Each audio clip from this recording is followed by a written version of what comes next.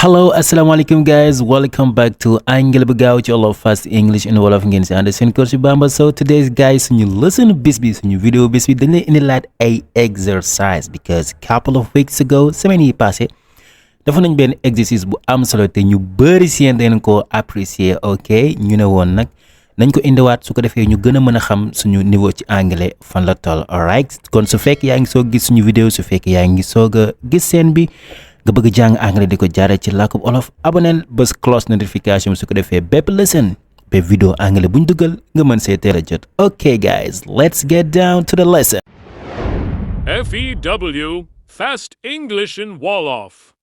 Alright guys, comme ni ma leen ko waxee tey dañuy defaat beneen exercice boo xam ne da ngay natt sa niveau anglais fan la toll. Ok, exercice bi passé nag ñu bëri si yéen, a lot of you am nañ fi point yu bëri, am si ñoo xam ne am nañ 9, am na si ñoo xam ne am nañ 8, am na si ñoo xam ne am nañ 7, am na si sax ñoo xam ne am nañ 10 out of 10, am si ñoo xam ne am nañ 10. alright, mais nag tey vidéo bi dinaa la indil yu metti yu saf lool guys. Tey moom day metti, kon nag képp koo xam ne sax am na si 5 points laa la wax rek xamal ne yow ndaanaan nga ci anglais. ok, léegi nag comme ni mu demee woon rek lay demee, dañ lay indil benn expression ci anglais, ñu may la 10 seconds, ñu may la ab temps bu ndaw boo xam ne ci ngay xalaat pour wax ñu réponse bi ci olof. alright, su temps bi jeexee su ko defee ñu wax la ko firil la ko, soo ko xamul woon nga jàpp ko tey ko, soo ko xamee nag nga jàpp ne voilà sa niveau anglais mu ngi gën a yokk bu baax a baax. ok guys, the first one mooy I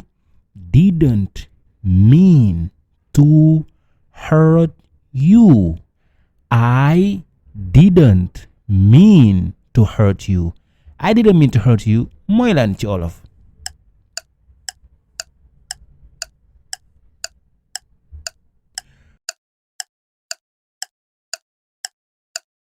ok, I didn't mean to hurt you guys mooy bëgguma la woon blessé, bëgguma la woon gaañ. I didn't mean to hurt you. alright, the next one guys ba tey mooy watch your tongue. Watch your tongue mooy lan ci olof.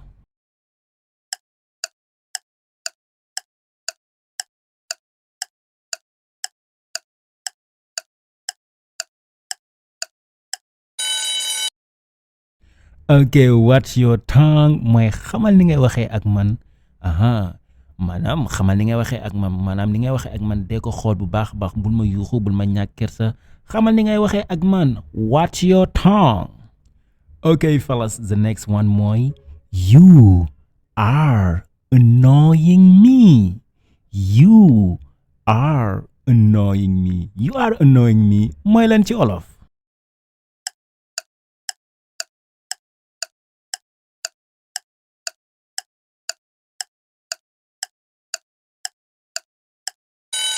alright y'all, you are annoying me mooy yaa ngi may sonal, yaa ngi may lakkal. You are annoying me. alright fellas, bi nga xam ne moo si tege mooy sorry for the misunderstanding. Sorry for the misunderstanding. Sorry for the misunderstanding mooy lan ci olof.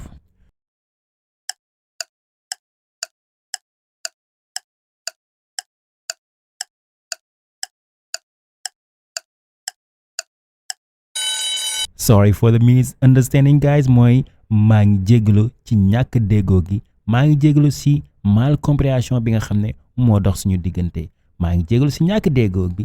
sorry for the misunderstanding. alright y'all, bi nga xam ne moo si tege mooy don't tarnish my reputation. Don't tarnish my reputation. Don't tarnish my reputation guys mooy lan ci olof.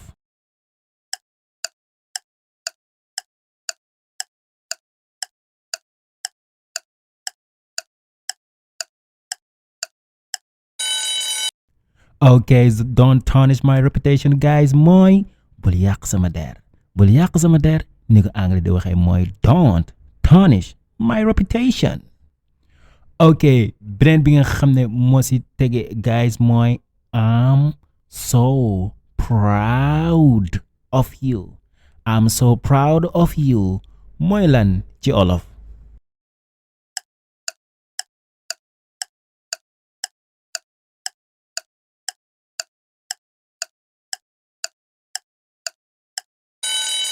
Okay, I'm so proud of you, mooy je suis fier de toi.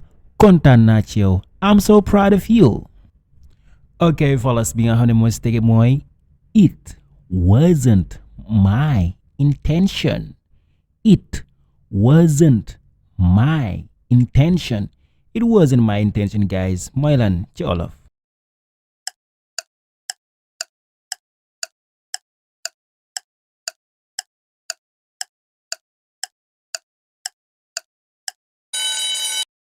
Alright, it wasn't my intention, guys. Mooy tayuma ko, nekkul ma tay, nekkul woon sama intention. It wasn't my intention. Alright, y'all, bi nga xam ne mooy si tege mooy you are my brother from another mother. You are my brother from another mother. Mooy lan ci olof.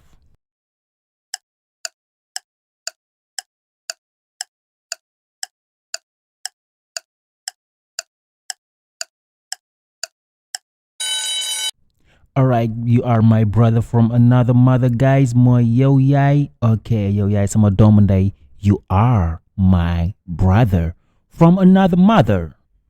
Alright, y'all, bi nga xam ne mooy si tege mooy I'm just kidding. I'm just kidding. I'm just kidding. Mooy lan ci olof.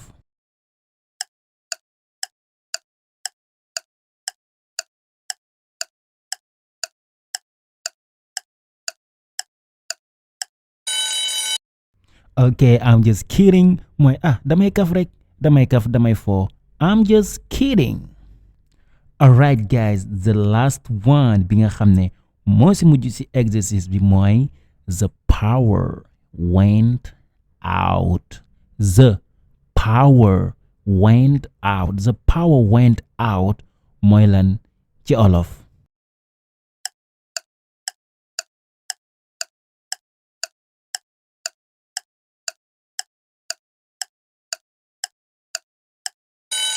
Alright, the power went out. Mooy courant coupé na. Courant coupé na mooy the power went out ci anglais.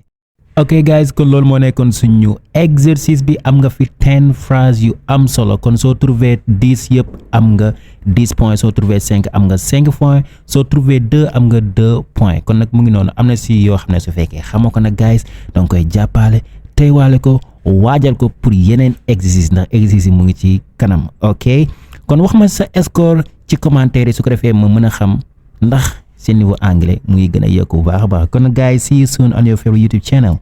Anglais bu gaaw ci olof ngeen si ànd seen coach Bamba. Peace.